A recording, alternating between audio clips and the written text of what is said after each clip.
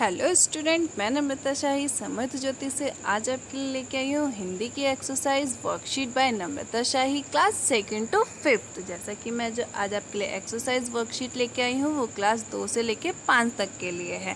तो आज मेरी एक्सरसाइज की टॉपिक में है जो आज हम पढ़ेंगे वो है प्रश्न उत्तर। तो हम लोग कौन कौन से प्रश्न पढ़ेंगे? संज्ञा किसे कहते हैं, दूसरा प्रश्न है संज्ञा के कितने भेद हैं, और तीसरा प्रश्न है संज्ञा के भेदों को उदाहरण देकर समझाइए।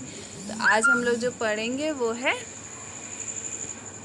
पहला प्रश्न है संज्ञा किसे कहते हैं। तो संज्ञा जिन शब्द से हमें किसी व्यक्ति, वस्तु, स्थान आदि का बोध होता है उसे संज्ञा कहते हैं। अन्य शब्दों में हम कह सकते हैं कि संज्ञा नाम है, अर्थात किसी भी व्यक्ति, वस्तु, स्थान आदि का नाम संज्ञा है। जैसे दिल्ली, किसान, सचिन आदि। जैसे कि हम किसी को नाम लेकर पुकारते हैं, चाहे हम कहीं जाते हैं तो हम उस जगह का नाम लेते हैं तो उसे क्या बोलते हैं? संज्ञा। जैसे कि हम किसी व्यक्ति, वस्तु, स्थान का जब नाम लेते हैं तो उसे क्या बोलते हैं? संज्ञा। उसके बाद दूसरा प्रश्न है संज्ञा के कितने भेद हैं। तो संज्ञा के 5 भेद हैं। कौन कौन से हैं? व्यक्तिवाचक संज्ञा, जातिवाचक संज्ञा, भाववाचक संज्ञा, समुदायवाचक संज्ञा और द्रव्यवाचक संज्ञा। जैसे कि हमने इन 5 के नाम पढ़े, अब हम इसको पढ़ेंगे कि ये किसे कहा जाता है। तो सबसे पहले है व्यक्तिवाचक संज्ञा किसे कहते हैं, उदाहरण देकर समझाइए।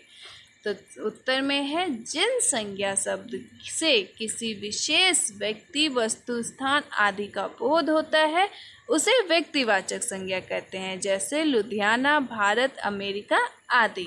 जैसे कि हम किसे बोलते हैं? जिससे हमें किसी विशेष रूप से पता चलता है कि ये किसी व्यक्ति, वस्तु, स्थान का नाम है तो उसे व्यक्तिवाचक संज्ञा कहते हैं। दूसरा है जातिवाचक संज्ञा, उदाहरण देकर समझाइए। तो जातिवाचक संज्ञा हम किसे कहते हैं? जिन संज्ञा शब्द से पूरी जाति, वर्ग या समुदाय का बोध होता है उसे जातिवाचक संज्ञा कहते हैं। जैसा लड़का, गाय, घोड़ा, हाथी आदि। जैसे कि हमें किसी चीज़ से पता चलता है कि वह क्या है, जानवर है, इंसान है, घूमने की जगह है, वो क्या है, उससे हमें जाति से पता चलता है। जैसे वो स्त्रीलिंग है, पुल्लिंग है, ये सब हमें किसके थ्रू पता चलता है? संज्ञा के जातिवाचक संज्ञा से। उसके बाद है भाववाचक संज्ञा किसे कहते हैं, उदाहरण देकर समझाइए। जैसे कि जिन शब्द संज्ञा शब्द से किसी व्यक्ति, पशु आदि गुण, दश अथवा अवस्था आदि का बोध होता है उसे भाववाचक संज्ञा कहते हैं। जैसे कि बुढ़ापा, मिठास, चौड़ाई आदि।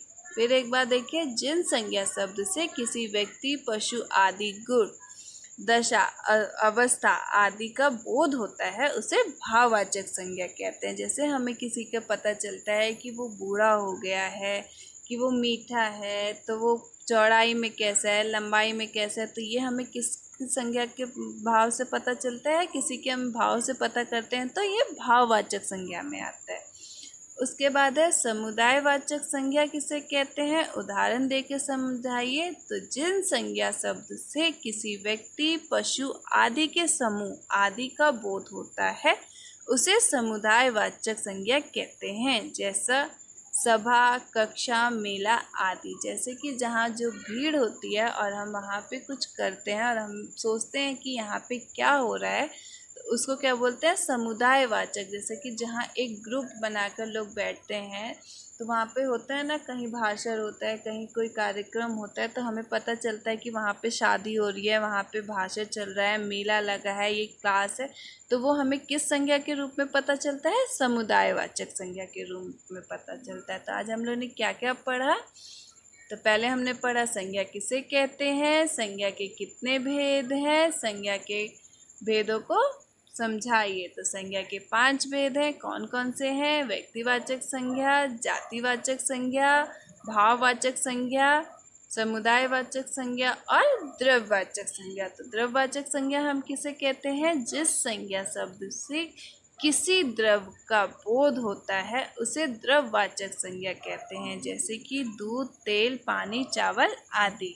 तो जैसे कि हमें जिससे संज्ञा से जैसे हमें पता चलता है कि ये दूध है, तेल है, पानी है, चावल है, आटा है। जब हमें कुछ वस्तुओं का पता चलता है तो वो किसके थ्रू पता चलता है? द्रव्यवाचक संज्ञा के।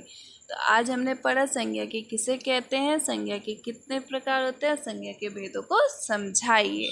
तो आप ये पांचों प्रश्न उत्तर अपनी कॉपी में करेंगे और इसको याद करेंगे कि संज्ञा कितने प्रकार की होती है और संज्ञा किसे कही जाती है। Thank you.